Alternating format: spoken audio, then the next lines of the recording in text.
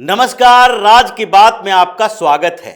फर्जी किसान नेताओं के बारे में हर दिन एक के बाद एक नए खुलासे हो रहे हैं। इसके उद्देश्यों को लेकर, इसके पीछे के कारणों को लेकर, इसके राजनीतिक लगाव को लेकर और फिर अब ये बात सामने आई है कि कैसे इन लोगों ने एक नया तरीका ढूंढा है फिर से दिल्ली चलो मार्च शुरू करने के लिए, और इसके लिए संडे का, रविवार का समय निर्धारित किया। लेकिन यह समय निर्धारित तो हो रही थी और दूसरी तरफ ये जो दलाल किसान नेताओं की रात भर बैठक चल रही थी उसमें लात जूते भी चले, हंगामा भी हुआ, सवालों के बौछार हुए और फिर पीएम मोदी का भी सवाल उठा और उसमें कई लोग जो थे वहां पर बैठे हुए, उसने उठाया बात कही कि आप मांग कर रहे हैं, उस मांग के बारे में एक और नई जानकारी आई है।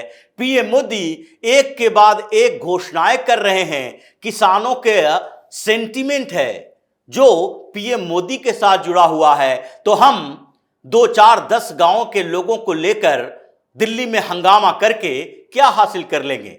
क्या हमें पंढेर और डल्लेवाल फंसाने की कोशिश तो नहीं कर रहा है? सबसे पहला सवाल जो मीटिंग के अंदर दिल्ली चलो अभियान को फिर से शुरू करने को लेकर जो थी, उसमें यही उठा कि आपने जो मीटिंग की केंद्रीय मंत्रियों के साथ, उस मीटिंग में आपने एमएसपी और किसानों की कर्ज माफी के अलावा सबसे ज्यादा जोर जो दिया वो था कि लाल किला में जो इन लोगों ने हंगामा खड़ा किया था पिछले आंदोलन के दौरान, उस समय जो एफआईआर दर्ज किए गए थे उसको खत्म करना है। और खबर यह भी सामने आई, इन लोगों ने यह सवाल उठाया कि हमें दूसरे जगह से जानकारी मिल रही है कि पंढेर का नाम भी उसमें है, आपने पहले हमें कॉन्फिडेंस में क्यों नहीं लिया, क्यों नहीं बताया कि हमारी मांगों में सबसे ज्यादा प्राथमिकता जो दी जाएगी वो इस बात की दी जाएगी कि पिछले आंदोलन के समय में जो किसान नेताओं पर एफआईआर दर्ज हुए थे उसे सरकार वापस ले ले। क्योंकि पिछले बार जो किसानों ने आंदोलन किया था उसमें हमारी भूमिका तो थी नहीं, भूमिका थी संयुक्त किसान मोर्चा की, और संयुक्त किसान मोर्चा इस बार हमारे साथ नहीं है। जैसा कि पंढेर ने ही बताया था कि हमने 13 मीटिंग की थी इन संयुक्त किसान मोर्चा के नेताओं के साथ और उन सबको बताया था कि हमें एक साथ इस बार दिल्ली चलो मार्च निकालना है और इसके लिए आपके सहयोग की जरूरत है।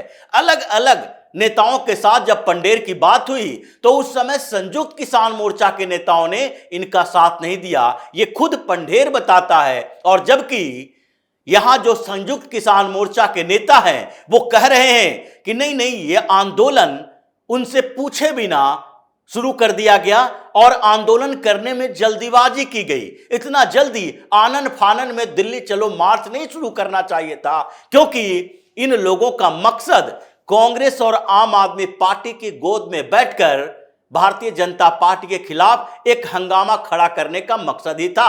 और इसलिए संयुक्त किसान मोर्चा के कई नेताओं ने इसका साथ नहीं दिया। यह पिछली बार की भी बात है, जब लाल किला में हंगामा हुआ, इन लोगों ने खालिस्तानी झंडे फहराए, राष्ट्रीय ध्वज का अपमान किया, तो उस समय जो संयुक्त किसान मोर्चा के ज्यादातर नेता थे जो सिंधु बॉर्डर पर बैठे हुए थे, उन लोगों ने आंदोलन वापस ले लिया था। राकेश टिकैत गाजीपुर बॉर्डर पर बैठा हुआ था और जब कमेटी बनी, कोऑर्डिनेशन हुआ और इन लोगों ने जब मांग की थी उस समय भी कि सारे एफआईआर वापस लिए जाएं, तो उस समय भी सरकार ने साफ तौर पर कहा था कि कुछ एफआईआर वापस लिए जाएंगे। जो तोड़फोड़ हुई है, बॉर्डर पर हंगामा हुआ है या कुछ किसान नेताओं और किसानों के खिलाफ जो हंगामा करने का आरोप है, उसे तो वापस ले लिया जाएगा। लेकिन लाल किला का मामला अलग है, यह देश तोड़ने की साजिश है। इससे खालिस्तानी संगठनों को मजबूती मिलती है, इसलिए हम इसे वापस नहीं ले सकते। यही सवाल उठा कल की बैठक में, जब पंढेर और डल्लेवाल के साथ जो 14-15 किसान संगठन के नेता हैं, पंजाब के, कुछ हरियाणा के और कुछ बाहर से इंपोर्ट किया गया है, उन लोगों के बीच, और इन लोगों ने कहा कि आपने हमें सच्चाई नहीं बताई कि हमारा मेन मकसद पंढेर को बाहर निकालना और दिल्ली को बदनाम करना है, क्योंकि एमएसपी की गारंटी की बात तो आपने की, साथ ही यह भी बात की कि किसानों का कर्ज माफ करवा देंगे। लेकिन यह आंदोलन का मेन मकसद जो अब सरकार की तरफ से भी रिपोर्ट में सामने आ रही है, केंद्रीय गृह राज्य मंत्री की तरफ से बात कही गई है कि हम पर दबाव डाला गया कि लाल किले के हंगामे के समय जितने एफआईआर दर्ज किए थे उसे वापस लो, इस बात की जानकारी क्यों नहीं दी गई। दूसरी बात वहां पर पीएम मोदी को लेकर उठी कि यह डल्लेवाल ने हमारा पूरे मकसद को बर्बाद कर दिया, क्योंकि डल्लेवाल ने चाहे वो फ्रस्ट्रेशन में ही बोले, उसने बोल दिया कि पीएम मोदी काफी लोकप्रिय हो रहे हैं, पूरे देश में उनकी लोकप्रियता बढ़ रही है और ये जब तक इतने बड़े लोकप्रिय नेता रहेंगे तब तक हमारी बात तो नहीं मानेंगे। इसलिए जरूरी है कि पीएम मोदी की लोकप्रियता को कम किया जाए और हमारा जो किसान आंदोलन है ये भारतीय जनता पार्टी और प्रधानमंत्री नरेंद्र मोदी ये दोनों की छवि को खराब करने के लिए है। ये डल्लेवाल की बात थी। आपने ये स्टेटमेंट जो दिया ये सब लोगों की मीटिंग में ये डिसाइड होनी चाहिए। आप अलग अलग प्लेटफॉर्म पे अलग अलग बातें कर देते हो जिससे हम लोग भी बदनाम होते हैं। ये 14 किसान संगठनों का प्रतिनिधिमंडल जिसे केंद्रीय मंत्रियों से बातचीत के लिए कही गई थी, उनके नेताओं ने ये सब सवाल उठाए और हंगामा चला, लात जूते चले। यानी कि रात भर जो मीटिंग चली उसमें 3 मार्च की जब बात उठी तो तीसरा सवाल यह भी उठा कि इस बार अगर आप दिल्ली कूच करने की बात करते हैं तो क्या खनौरी बॉर्डर और शंभू बॉर्डर ये दोनों जगह पर आप लोगों के पास कोई नई स्ट्रेटजी है?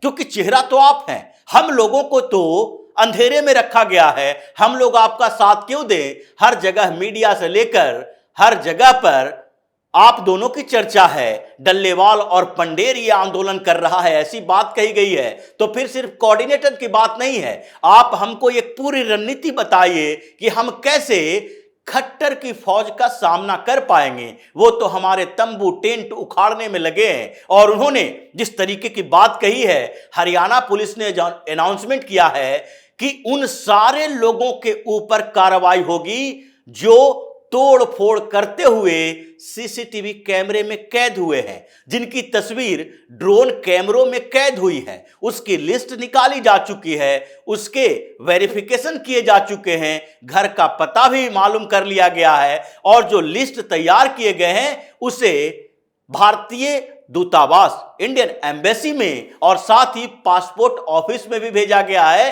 कि इन लोगों के पासपोर्ट को जब्त कीजिए, कैंसिल कीजिए अगर बना हुआ है तो, और आगे इनके ऊपर एक ब्लैक लिस्टेड होने का गंभीर आरोप जो लगा दीजिए कि ये लोग तोड़फोड़ करके हिंसात्मक कार्रवाई करके देश से फरार होने की स्थिति में है। इसलिए ये जो कार्रवाई हुई, फिर जुर्माने की बात की जा रही है। हरियाणा पुलिस हर दिन कुछ न कुछ नए कार्रवाई एक्शन मोड में आई हुई है। तो ऐसे में हम क्या बोलेंगे, लोगों को कैसे आगे बढ़ने के लिए मजबूर करेंगे, ये बातें चली और इसी के कारण मीटिंग में हंगामा हो गया।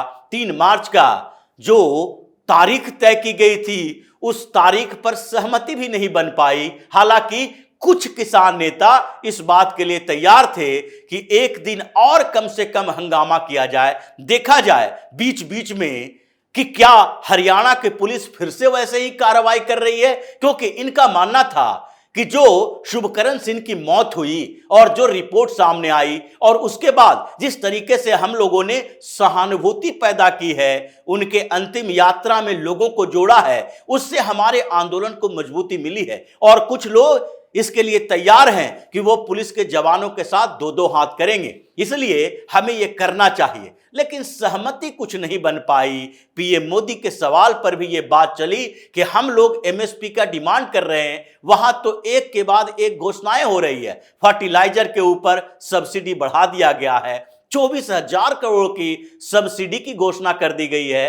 किसान सम्मान निधि के तहत फिर से एक इंस्टॉलमेंट जारी कर दिया गया है। उधर अन्न भंडारण के लिए गोदाम पैक्स की बात की जा रही है। किसानों को सुविधा देने के लिए नई नई स्कीम की घोषणाएं की जा रही है। तो ऐसे में हम किसके आधार पर उस सरकार से लड़ें? और सिर्फ एमएसपी और किसान की कर्ज माफी, ये दो बड़ा मुद्दा नहीं हो सकता। इसमें हमें कुछ संशोधन करना पड़ेगा ताकि दूसरे किसान संगठनों को अपने साथ ला सके। लेकिन जिस तरीके से पीएम मोदी ने आदेश दिया, जिस तरीके से खट्टर की सरकार ने इन लोगों पर नकेल कसा है, तंबू उखड़ रहे हैं, टेंट खत्म हो रहे हैं, लोग वापस जा रहे हैं। ट्रैक्टर और ट्रॉलियों में भर भर के ये जो दूध, लस्सी, घी लाते थे और लंगर लगा रहे हैं। फिर रात में जो दौर चल रहा है ड्रग्स, शराब, गांजा, दारू का, ये सब धीरे धीरे खत्म हो रहा है। खनौरी बॉर्डर भी खाली हो रहा है और शंभू बॉर्डर पर भी लोगों की संख्या कम हो रही है। ये तड़पड़ा रहे हैं तो बस केवल दो, और वो हैं पंढेर और डल्लेवाल, जिसकी सेटिंग पहले से ही कांग्रेस के साथ थी, आम आदमी पार्टी के साथ थी, जिसने उन लोगों से पैसे लिए थे, फंड लिया था भारतीय जनता पार्टी को कमजोर करने के लिए, पीएम मोदी की छवि खराब करने के लिए। लेकिन इससे भारतीय जनता पार्टी की स्थिति और मजबूत हुई। पीएम मोदी की छवि फिर से एक सख्त लीडर के तौर पर बनी, क्योंकि इस बार इनकी मांगों को माना नहीं गया। इनके जो उलूल जुलूल डिमांड से उस पर गौर नहीं किया गया, बैठ के चली और फिर एक एक करके इनके उन पहलुओं पर चर्चा की गई और बताया गया कि देखो इसकी डिमांड क्या है और ये किस तरीके से देश को तोड़ने की साजिश कर रहे हैं। तो इसीलिए इस बार इसका मकसद फेल हुआ और तभी पंढेर और डल्लेवाल दोनों पगलाया हुआ है। तो इसी तरह की खबरों के साथ फिर से हाजिर होंगे। तब तक के लिए बने रहिए हमारे साथ और देते रहिए हमें सहयोग, ताकि इसी तरह की खबर हम आपके लाते रहे। धन्यवाद।